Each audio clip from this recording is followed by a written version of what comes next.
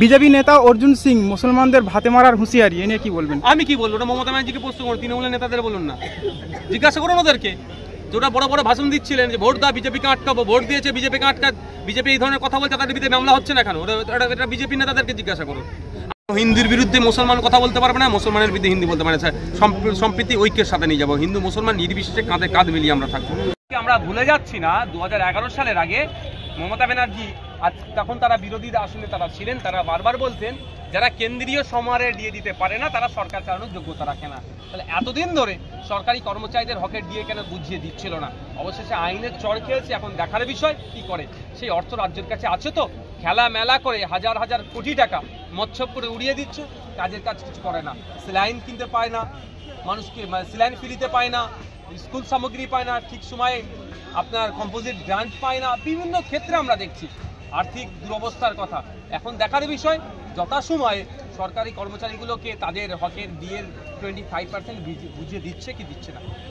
আন্দোলনকারীদের বিরুদ্ধে অভিযোগ নেই, চাকরিহারা শিক্ষকদের বড় বার্তা মমতার। দেখুন, অভিযোগ না থাকবে কি করে? অভিযোগ তো আন্দোলনকারীরা তো সরকারের বিরুদ্ধে, তারপরেও যেভাবে তাদেরকে লাঠিচার্জ করলো, আমরা অবাক হয়ে যাচ্ছি। মাস্টাররা আজকে রেহাই পাচ্ছে না। যে শিক্ষকরা আমরা আমাদের সমাজ গড়ার কারিগর, আমরা সমাজের মেরুদণ্ড হিসাবে যাদেরকে মানি, সেই শিক্ষক গুরুদেরকে ওপরে আজকে লাঠি চালালো কে? অপদার্থ সরকার। এদের অপদার্থতা ঢাকার জন্য। দেখুন, এত কিছু মমতা ব্যানার্জির বলার প্রয়োজন নাই, শুধুমাত্র উনি ঘোষণা করুক যারা অবৈধ পন্থা অবলম্বন করে চাকরি পেয়েছে তাদেরকে বাদ দিয়ে দিক, আর বৈধগুলোকে লিস্ট দিয়ে দিক, দুধকে দুধ পানিকে পানি করে দিক। কিন্তু দুর্ভাগ্য আমাদের, যেভাবে দুর্নীতি করেছে, দুর্নীতিতে এমন জায়গায় নিমজ্জিত হয়েছে, পরিত্রাণ পাচ্ছে না। ফলে যারা মেধার ভিত্তিতে চাকরি পেয়েছে তাদেরকেও আজকে আমরা সন্দেহ চোখে দেখছি। ভাইজান, সিঁদুর নিয়ে সংসদীয় প্রতিনিধি দল নিয়ে কংগ্রেসের সুর অভিষেকের মুখে। ইউসুফ পাঠানের নাম প্রতিনিধি দলে থাকলেও তৃণমূল তার নাম দল থেকে প্রত্যাহার করেনি। দেখুন, কে কোথায় দেবে সেটা আমার সংসদীয় পার্লামেন্টের যে প্র্যাকটিস ওটা আমার অতটা জানা নাই, সুতরাং আমি সেটা ডিটেলস বলতেও পারছি না। তবে আমি একটা কথা বলবো, আমাদের দরকার এখন ঐক্যবদ্ধ থেকে সন্ত্রাসবাদের বিরুদ্ধে লড়াই করা। দল মত ধর্ম রাজনীতি সব পরে হবে, সময়ে সব হবে, সময়ের সাথে সাথে হবে। আগে আমাদের দেশকে রক্ষা করতে হবে। আমাদের দেশে বারবার পাকিস্তান থেকে এসে জঙ্গি কার্যকলাপ করে চলে যাবে, এর জবাব দেওয়ার জন্য আমাদেরকে একটা স্ট্রং মেসেজ দিতে হবে। সুতরাং আমি অনুরোধ করবো প্রত্যেকটা রাজনৈতিক দলের কাছে, ইভেন কেন্দ্র সরকারের কাছেও, যে এখানে আমিত্ব না দেখিয়ে, নমনীয়তা দেখিয়ে আমাদের দেশের স্বার্থে ঐক্যবদ্ধভাবে কাজ করতে হবে।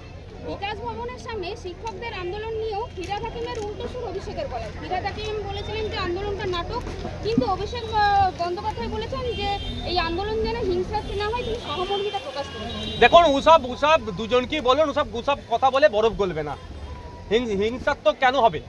এই আন্দোলন কেন হচ্ছে? অভিষেক বাবুকে এটা বলুক না, অভিষেক বাবু জোর গলায় বলুক না, যারা অবৈধ পন্থা অবলম্বন করে চাকরি পেয়েছে তাদের নামে লিস্টগুলো আমাদের সরকারে বার করে দেবে, তাদেরকে বাতিল করে দেবে, তোমরা বৈধভাবে যারা স্কুলে চলে যাবে। এটা বলার সাহস দেখাচ্ছে কেন? দেখাতে পারছে না কেন? কিভাবে দেখাবে? যারা চাকরি ফাকরি চুরি ফুরি করেছে, যারা কয়েকজন অ্যারেস্ট হয়েছে, অভিষেক বাবুর অনেকে ঘনিষ্ঠ আছে। জ্যোতি রানীর ঘটনা প্রকাশ্যে আসার পর বিজেপি নেতা নিশিকান্ত দুবে ব্লগার এবং ব্লগারদের আইনে প্রশ্ন তুলেছেন যে তাদের বিপুল আয়ের উৎস জানতে ইডি সিবিআই তদন্তের দাবি করেছেন। দেখুন, ব্যাপারটা হচ্ছে প্রত্যেকটা দেশের নাগরিকের আইনের বিষয়ে জবাবদিহি করার জায়গা আছে, এটা নতুন কোনো ব্যাপার নয়। বরঞ্চ কেন্দ্রের যে সংস্থাগুলো আছে তাদের যে নজরদারিতে কিছু খামতি রয়ে যাচ্ছে, ফলে এই দুর্দিন আমাদের দেখতে হচ্ছে। নাহলে আমাদের কিভাবে আমাদের দেশের নিরাপত্তা বিষয়ে তথ্য চলে যাচ্ছে, আমাদের যারা কেন্দ্রীয় সংস্থা যারা আছেন তাদের হয়তো কোনো জায়গায় গাফিলতি রয়ে যাচ্ছে, আর অন্যথায় যে ম্যান পাওয়ার দরকার, যে স্ট্রেংথ থাকা দরকার তা অনেকটা কম, ফলে একজনের জন্য অনেক বেশি এরিয়া তাকে দেখতে হচ্ছে। এই বিষয়গুলো নিশিকান্ত দুবে সাহেব এড়িয়ে গিয়ে আবার ব্লগারদের উপর একটা ফতোয়া জারি করার চেষ্টা করছে। ভারতবর্ষের প্রত্যেকটা নাগরিকের তার আর্থিক অবস্থা কি আছে, যে কোনো সময় দেশ চাইলে তাকে দেশকে দেখাতে বাধ্য। নিজের দেহরক্ষী পুলিশ কর্মীকে লক্ষ্য করে গুলি চালিয়েছেন নদিয়ার দাপুটে তৃণমূল নেতা সাজিদুল হক শাহ। দেখুন, ঘটনা কি আছে ভিতরে, হয়তো এটা হতে পারে, তোলা নিয়েও সমস্যা হতে পারে, বিশ্বাস তো নেই এখন কি হয়েছে, তদন্ত সাপেক্ষ। তবে এগুলো ওই যে দেহরক্ষীকে গুলি চালালো, বন্দুক কোথা পেল, অস্ত্র আইনে তাকে মামলা হওয়া উচিত, অস্ত্রের লাইসেন্স আছে কি না নাই সেটা দেখা উচিত। তবে কতদূর তদন্ত যাবে বোঝা মুশকিল। তৃণমূলের দামাল ছেলে হলে, এই আরাবুল কাইজার শওকাতদের মতো হলে ও ভালো গুড লিস্টের হলে, গুড লিস্ট মানে যারা বোম মারতে পারবে ভালো, যারা বেশি বেশি বুথ লুট করতে পারবে, যারা মানুষকে ধমকাতে পারবে, যারা গুন্ডামি মস্তানি করতে পারবে, তৃণমূলের তারা গুড বয়। এটা হলে তারা তদন্ত বেশি দিন হবে না। টিটাগড়ে তৃণমূল কাউন্সিলরের ব্যবহার করা ফ্ল্যাটে বিস্ফোরণ, কি থেকে বিস্ফোরণ স্পষ্ট নেই, তবে সন্দেহ করা হচ্ছে মজুদ বিস্ফোরণ থেকে বিস্ফোরণ হতে পারে। একদম একদম, কারণ এই ভোট আসছে, এগুলো সব মজুদ করছে, বিরোধীদেরকে মারবে, ধমকাবে, চমকাবে গণতন্ত্র লুট করার জন্য। মমতা ব্যানার্জি বলেছিলেন, আমরা ভুলে যাচ্ছি না, বকরিয়া কাণ্ডের পরে রাজ্যে যত অবৈধ বিস্ফোরণ হ্যান ত্যান যা আছে সব উদ্ধারের জন্য। এতদিন হয়ে গেলে এখনো উদ্ধার করতে পারছে না। উদ্ধার করবে কিভাবে? যারা উদ্ধার করতে যাবে, যখন পুলিশ যখনই ধরবে এদেরকে, দেখবে তৃণমূলের আছে বড় নেতাদের ফোন চলে আসবে, ওকে ছেড়ে দাও। হয়তো পুলিশ সেই জন্যই যাচ্ছে না, জানার পরেও। তদন্ত হওয়া দরকার, কি কোয়ালিটির বা কি ধরনের বিস্ফোরণ ছিল ওখানে, সেটা তদন্ত হওয়া দরকার। ওয়াকা 5 পাস হওয়ার পর আবার উত্তরপ্রদেশের দিকে গত কয়েকদিন আগে প্রায় 200খানা দেখুন, অনেক অভিযোগ উঠছে, সেটা সুপারভিশনে আছে, সুপ্রিম কোর্ট দেখছে। মধ্যপ্রদেশে এই ধরনের একটা ঘটনা ঘটেছিল, সেখানেও তাড়া দিয়েছে। আমরা আইনের সম্পূর্ণ ভরসা আস্থা রাখছি, আইনি লড়াই আমরা করব। আর উত্তরপ্রদেশে সরকার সম্পূর্ণভাবে ব্যর্থ হয়েছে। লোকসভা নির্বাচনে তার ফল হাতে নাতে পেয়েছে, মানুষ বিজেপি থেকে মুখ ফিরিয়ে নিচ্ছে ধর্মীয় দিকে তোলার জন্য।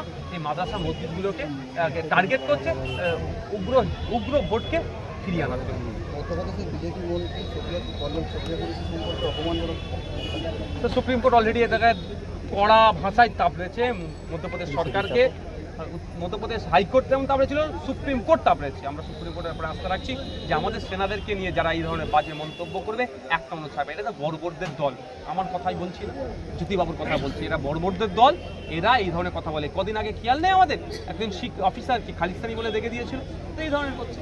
ভাইজান মন্ডলী শেখের কোনো বাড়িতে কোনো বিজেপি নেতা যায়নি, অনেক আগে বলে দিয়েছে। ভাইজান, মালদায় ফের সাম্প্রদায়িক দাঙ্গা, এর পিছনে কোনো রাজনীতি আছে? রাজনীতি না থাকলে এগুলো হয় না। বিজেপি সরকার চাইলে না চাইলে সাম্প্রদায়িক দাঙ্গা হয় না। বিজেপি নেতা অর্জুন সিং মুসলমানদের ভাতে মারার হুঁশিয়ারি, এ নিয়ে কি বলবেন? আমি কি বলবো? ওটা মমতা ব্যানার্জিকে প্রশ্ন করুন, তৃণমূলের নেতাদের বলুন না, জিজ্ঞাসা করুন ওদেরকে। ওটা বড় বড় ভাষণ দিচ্ছিলেন যে ভোট দাও, বিজেপিকে আটকাবো, ভোট দিয়েছে বিজেপিকে বিজেপি এই ধরনের কথা বলছে, তাদের বিরুদ্ধে মামলা হচ্ছে না কেন? এটা বিজেপি নেতাদেরকে জিজ্ঞাসা করুন। আমাদেরকে যদি ক্ষমতা